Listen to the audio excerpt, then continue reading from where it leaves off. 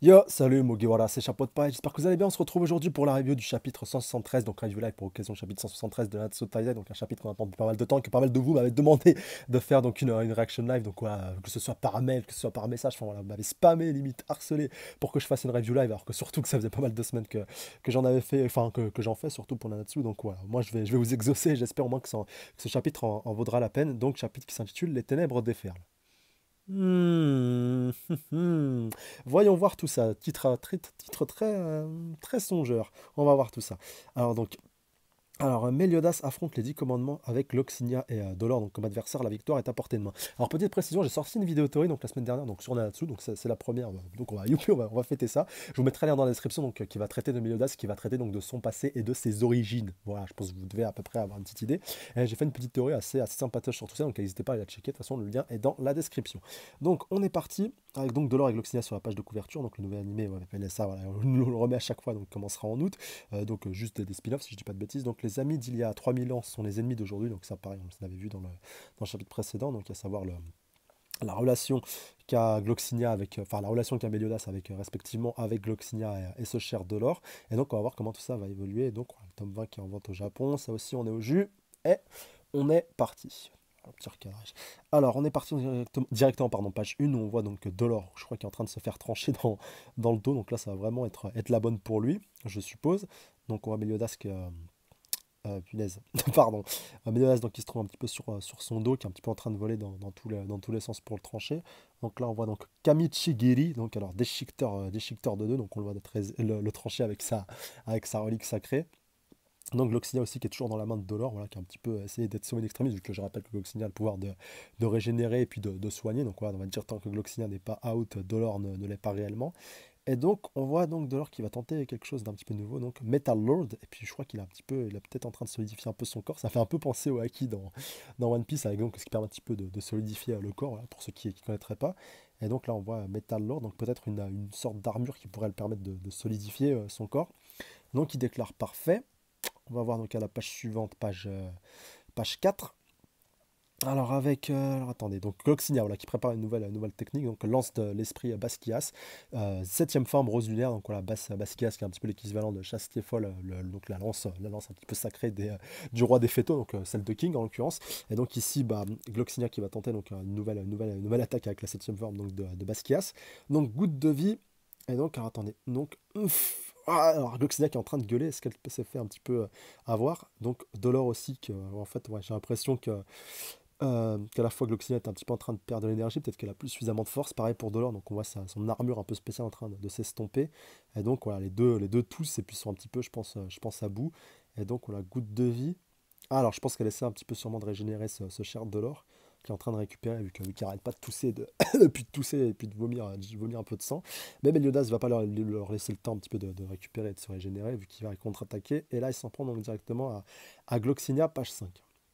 Donc je crois qu'il arrive un petit peu à la projeter au loin. Enfin voilà, il a fait pas mal valdinguer. Gloxinia qui a à peu près réussi à amortir sa chute. Mais Meliodas est passé par derrière, donc il va enchaîner. Donc ouais, vraiment, il la poursuit. Et puis il veut pas lâcher, il veut pas lâcher le beefsteak, si vous permettez cette petite expression. Donc vraiment, là, on voit qu'il est en train de l'enchaîner. Donc ouais, vraiment de la pure fight pour l'instant dans ce chapitre. Et donc on va voir page 6. Meliodas qui continue un petit peu de l'enchaîner. Ce coup-ci, voilà, il l'a vraiment, avec une projection au sol, vraiment, il l'a bien appuyé comme il fallait. Je crois avec un bon coup de coude bien placé. Et donc Gloxinia qui finit un petit peu au sol, mais, Dolor donc reprend un petit peu ses esprits et donc fait ressortir une sorte de cristal de terre, donc gigapointe, voilà, comme il le déclare lui-même, enfin comme il appelle cette technique de ce nom-là. Donc un requin marteau terrestre, pardon, probablement. Ah, attendez, punaise, j'ai un petit problème de connexion. Alors requin marteau terrestre, probablement une autre lecture des kanji, donc voilà, pour cette fameuse technique, donc une sorte de cette sorte, comme je vous disais, d'un petit peu de pic de glace, voilà, de cristal qui est un petit peu en train de ressortir de terre. Donc Meliodas, ça va, il sait pas trop, voilà, il a un petit peu mangé en plein dans le bide, mais il arrive un petit peu à tenir le coup malgré tout. Enfin voilà, quand même sortir, tu te prends ça dans le ventre en sortant de terre. Enfin voilà, à part que tu t'appelles Ban, tu prends quand même un dégât assez considérable. Même Meliodas a réussi à l'anticiper comme il fallait. Et il va enchaîner, donc voilà, page suivante, à la page 7, il va réussir à enchaîner de l'or comme il se doit. Et donc, il a réussi à le faire valdinguer au sol. Et là, ça va être quoi? Ça va être Gloxinia qui va revenir. Donc, je crois que Meliodas commence à sérieusement en avoir vraiment marre. Et il a envie, je pense, de passer à autre chose, ou au moins d'en découdre une bonne fois pour toutes avec tout cela. Page 8. Alors, on revoit donc tout le groupe de Ban. Voilà, Diane, tous les autres voilà, qui ont été téléportés par Gilfrost, un petit peu au large, un petit peu au loin. Donc, le capitaine est incroyable. Donc, je crois, si je dis pas de bêtises, que c'est cher Escanor qui est en train de déclarer ça. Enfin, voilà, c'est assez marrant que ça vienne de sa part. Et donc voilà, je rappelle, il regarde un petit peu dans la petite boule de cristal ou un petit peu boule de sphère magique, ce qui vient de lui penser au pouvoir de Merlin, avec donc la boule ici de Gilfrost. Et donc il voit le Meliodas, donc alors face à deux membres des légendaires 10 commandements, il ne retient pas seulement sa force, il a le dessus. Donc on voit, donc il ne retient pas seulement sa force, donc ça sous-entend bien entendu qu'il le fait, et qu'il n'est pas encore à 100%, mais qu'il arrive quand même à se balader tout en n'étant pas à 100%, donc ce qui est quand même assez impressionnant. On va voir donc page 9. Donc, alors, je crois que c'est Gauthier qui déclare, eh bien, pour être vraiment précis, il en neutralise constamment un des deux afin de toujours combattre en un contre un. Ouais, c'est pas faux. Et donc, bien sûr, cela est réalisable uniquement grâce à l'incroyable puissance brute que déploie le capitaine. Donc, ouais, c'était Scalar qui avait parlé en premier, puis donc c'est Gauthier qui l'a complété. Donc, King qui fait un petit peu sa tête de cochon, vu qu'il est un petit peu énervé contre Meliodas depuis pas mal de temps. Et il va ajouter, effectivement, trouver ses pouvoirs étaient déjà. Punaise, excusez-moi. Effectivement, retrouver ce pouvoir était déjà suffisant pour combattre d'égal à égal avec ces types, mais quand tu rajoutes à ce pouvoir démoniaque, il ne peut que les écraser. Tu la sens, la jalousie qui sort de la bouche de King. Donc, de ce que j'en vois, il y va doucement avec eux, il retient encore beaucoup de sa puissance. Et donc, ouais, il n'a pas tout à fait tort. Quoi qu'il en soit, il semblerait que Meliodas et les 10 commandements se connaissent bel et bien. Donc, voilà, rajoute King. Donc, ça, voilà, il est bien content et tout de pouvoir le caler ici. Et je crois que Ban va bien lui faire fermer sa gueule, ce qui signifie qu'à leurs yeux, le capitaine est un traître. Bien envoyé, ce cher Ban, en tout cas, là, au moins. Même si je pense pas qu'il soit dans la confrontation avec King directement, mais il a quand même raison de le préciser. Page 10, bah oui, parce que sinon, s'il était allié, je pense pas qu'il combattrait, qu'il serait en train de les combattre, il se serait même rallié à leur cause. Donc, Ban rajoute, en tout cas, ce serait prématuré de le qualifier de démon. De toute façon, le capitaine sera toujours le capitaine. Bien envoyé. Et ce à quoi Diane va rajouter, je ne comprends pas très bien de ce sur quoi vous radotez. Meliodas est une personne très gentille, je suis certaine. Je suis désolé à chaque fois en fait, je crise un petit peu parce que j'ai un problème avec le lecteur qui recharge un petit peu à chaque fois pendant que je suis en train de lire et c'est assez perturbant. Je m'excuse d'avance. Mais Meliodas est une personne très gentille, je suis certaine qu'il ne cache pas son jeu, il est sincère envers et contre tout. Et ça aussi j'en suis vraiment moi-même convaincu. Et donc tout comme toi Harlequin, donc bah, voilà King, tu te retrouves un petit peu dans la merde et tu vas donc devoir un petit peu te rallier à la vie générale. Et donc là bah, il voit sa petite Diane qui est en train de lui dire ça, donc il fait un petit peu de faire son tout mielleux. Et donc l'ennemi de mon ennemi est mon ami. Donc voilà, rajoute Gauthier. Et donc, histoire d'être bien clair, je ne t'ai toujours pas donné. Alors attendez, je ne t'ai toujours pas donné bon sang. Putain, pardon, excusez-moi, j'arrive. C'est la fatigue. Donc, histoire d'être bien clair, je ne t'ai toujours pas pardonné bon sang. Rajoute donc King à Gauthier. Et puis, sous-entend bien entendu qu'il n'a pas pardonné, je pense, à Meliodas. En tout cas, qu'il n'est pas encore, c'est pas encore rabiboché avec lui, même si qu'il le veuille ou non, de toute façon, ça se fera. Page 11, on continue avec donc cette chère Elisabeth. Donc, Sœur Meliodas, quoi qu'il arrive, s'il vous plaît, revenez sain et sauf. Et donc, on voit Meliodas qui va s'apprête à en découdre une bonne fois pour toutes, je pense, avec Dolor et puis Gloxinia. Donc, on voit les deux qui sont vraiment au bord de l'épuisement. Donc, page 12. Gloxinia qui déclare Meliodas aussi fort et sentimental comme toujours. Et donc, pourquoi donc t'es-tu allié avec ces humains? Tu sais pourtant bien alors qu'ils ne méritent aucun salut. Dolor ajoute si tu l'avais souhaité, tu aurais même pu prétendre au trône des démons. Ouh, on revient un petit peu avec ma théorie. Non, sérieux, allez la checker, je vous jure que je suis persuadé qu'elle va vous plaire. Mais malheureusement, je peux voir quelque chose dans ton futur proche, une présence ridiculeusement puissante se dirige vers toi et avec elle une pitoyable et misérable défaite. Oh putain, ça. J'ai un petit pressentiment là depuis le début de ce chapitre. J'espère ne pas être déçu. Alors, la douleur et la souffrance vous ont vraiment changé à ce point. Et donc, voilà, rajoute Meliodas. Donc, je pense qu'aussi, il va vraiment vouloir en découdre définitivement avec eux. Donc, on voit qu'il prend un petit peu sa pause et qu'il va y aller. Donc, page 13. Si tel est le cas, alors je vais immédiatement mettre fin à vos souffrances. Donc, voilà, il se prépare. Alors, on voit des petits éclairs un petit peu en train de valdinguer dans tous les sens. Qu'est-ce que ça peut bien être? Page 14. Donc, on voit un petit peu de la fumée qui est un petit peu en train de se dégager. Meliodas, sur Meliodas, rajoute donc Elisabeth. Qu'est-ce qui vient de se... Punaise, bon, je dis rien parce que j'attends juste que ça se recharge. Voilà, ça va aller assez vite. Voilà. Donc, qu'est-ce qui vient de se passer? Quelque chose vient tout juste de descendre du ciel depuis plusieurs directions. Je crains le pire, mes aïeux, je crains le pire. Page suivante, page 15. Donc, Gloops, quelle puissance. C'est comme si une énorme vague de pulsions meurtrières venait de déferler sur le champ de bataille. Et donc, c'est le pire des scénarios possibles. Et je crois avoir compris. De toute façon, maintenant, ça fait pratiquement plus l'ombre d'un doute. De toute façon, vous n'allez pas tarder à y voir si vous n'avez pas encore lu le chapitre et si vous le suivez en même temps que moi. Captain, dégage de là, vite. Eh oui, dégage vite de là, de toute façon. Eh voilà. Oh putain. Ah, c'est bien ce que je pensais, page 16. Putain. Putain, non, ouais, ils sont tous là. Putain. Non, alors attendez. Attendez. Je rêve ou il y a. Non, c'est Gloxinia. Putain, j'ai cru qu'il y avait Meraxi là. J'ai commencé, j'ai commencé à flipper. Non, bah voilà. Bah, tous les Ten Commandments qui se sont pointés. Donc, bon, je vais être honnête avec vous. Je vais vous le dire maintenant. Ça a de la gueule, bien entendu, mais je suis un peu déçu. Je finis la review et je vous développerai mon avis directement. Donc on voit ouais, vraiment qu'ils sont tous là, Speed derrière Rie, Zeldris, même Frodrin, voilà, Greylord. Ouais, Greylord, attendez, je dis pas de bêtises, je l'ai pas vu. Ouais, si, il est derrière Frodrin. Donc Dollar et Gloxina qui sont encore là. Estarossa aussi, bien entendu. Ah, mais non. Ah bah alors là. Ah non, en fait, putain, j'ai cru que c'était Gloxina. Non, non, c'est bien Merasila donc, qui a survécu et donc maintenant qui a vraiment une apparence vraiment surprenante. Bah, elle s'était fait littéralement trancher par ce cher escaleur, pour ceux qui se rappellent. Et donc, ouais, putain, elle est là. Waouh, punaise. Il manquerait plus que Galan, là, ce serait le pompon. Donc, page suivante, page 17. Donc, voilà, on voit ils entourent tous Meliodas. Ouais, là, par contre, il est vraiment dans la merde. Il est vraiment dans une belle merde, là. Alors, attendez. Alors là, s'il y a Galan, je vous jure que je pète un câble, là, par contre. Là, ce serait vraiment le pompon. Et putain, ouais, face à tous les 10 commandements. Alors là, je sais pas comment, je sais pas comment il va faire, notre pauvre petit Meliodas. Alors attendez, on va voir. Ouh, les enfants. Ouh, page 18 face à Zeldris. Alors là, par contre, ouais, là, ça va chier. Et oh, par contre, je crois qu'on est reparti sur une. Je crois qu'on est reparti sur pas mal de reviews live qui vont avoir lieu dans les prochains chapitres.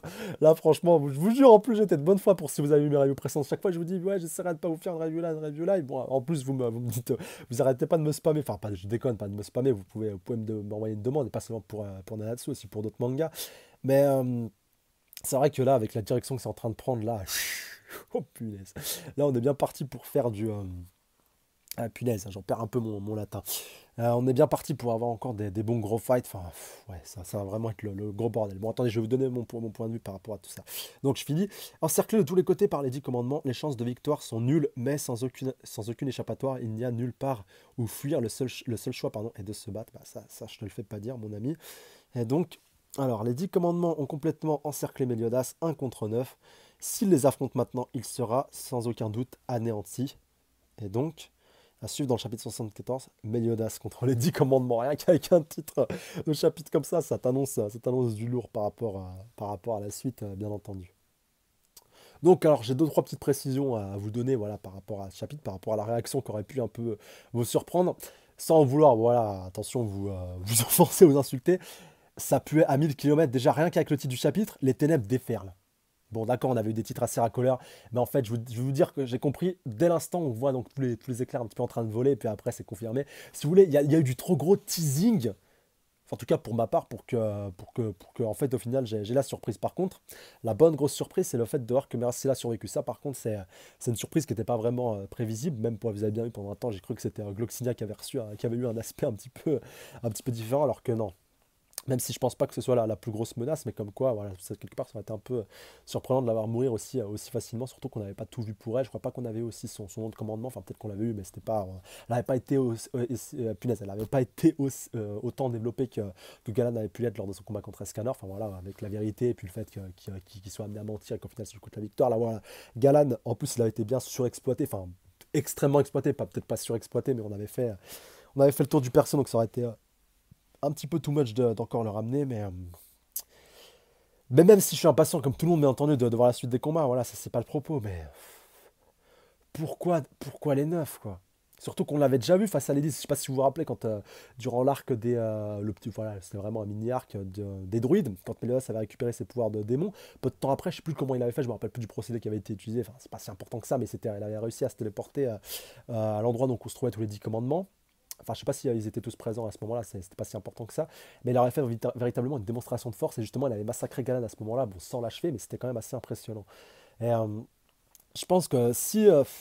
Enfin, je sais pas, on peut vraiment partir dans plusieurs hypothèses, dans plusieurs théories, dans plusieurs idées, tout ce que vous voulez, mais là, je vois pas comment Nakaba Sensei pourrait faire une issue à ce combat-là qui serait plausible, si vous voulez. Je vais essayer un petit peu de développer mon propos pour que vous compreniez bien.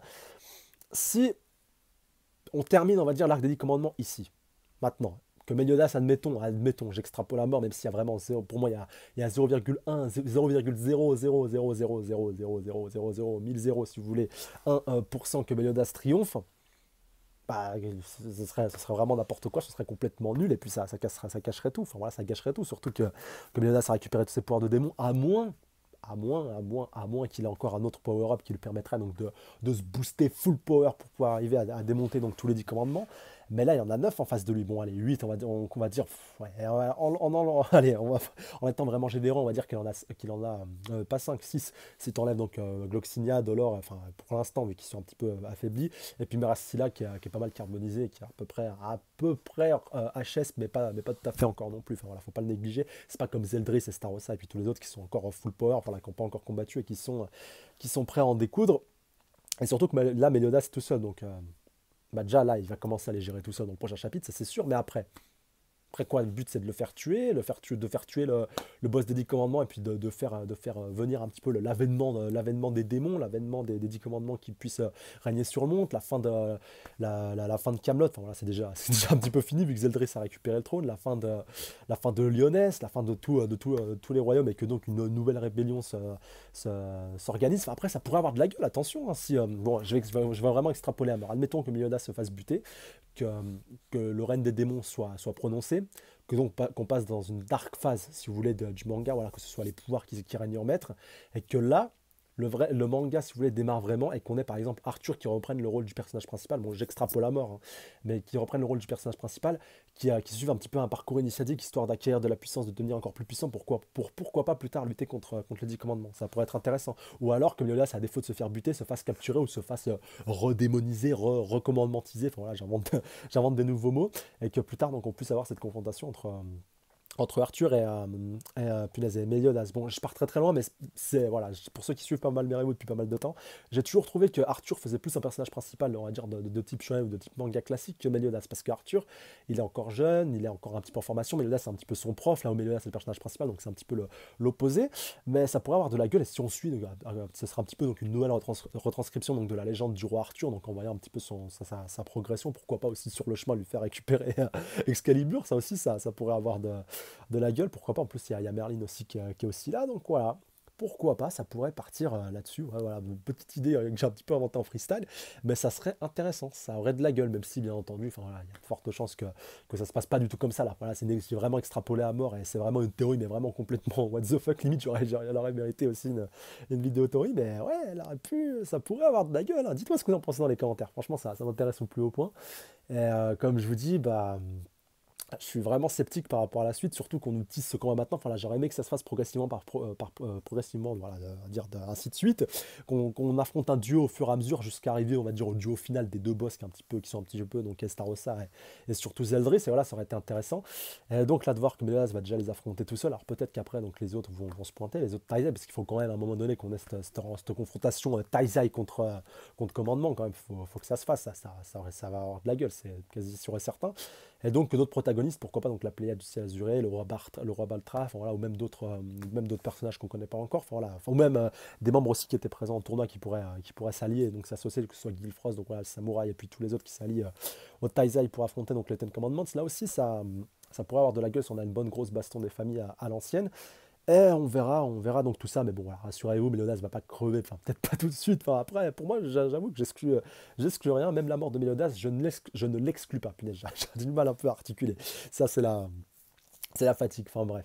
En tout cas, voilà, je pense que j'ai fait à peu près le tour par rapport à tout ça. Donc, comme je vous dis, laissez vos avis dans les commentaires par rapport à tout ça. Dites-moi pour vous quel sera le cheminement, on va dire, logique, pour vous le meilleur cheminement possible par rapport à la suite. Est-ce que ce soit juste un teasing et qu'au final, après, les autres décident de se barrer ou que donc le groupe de millionnaires arrive à fuir et donc reporte le combat à plus tard et qu'on reprendra donc cet affrontement de binôme au fur et à mesure, pourquoi pas, ou alors que Gloxina et puis Dolor se fassent buter vraiment de manière définitive et du coup, ça pousse un peu à la retraite Zeldris et puis c'était un commandement sans vue d'un affrontement futur, ou alors que vraiment tout le gros de tout cet arc de 10 commandements va se terminer ici avec l'arrivée donc de tous les 10 commandements. Voilà, là je pense que j'ai vraiment fait le tour à peu près de toutes les possibilités, même s'il doit sûrement y en avoir d'autres, en tout cas pour les principales.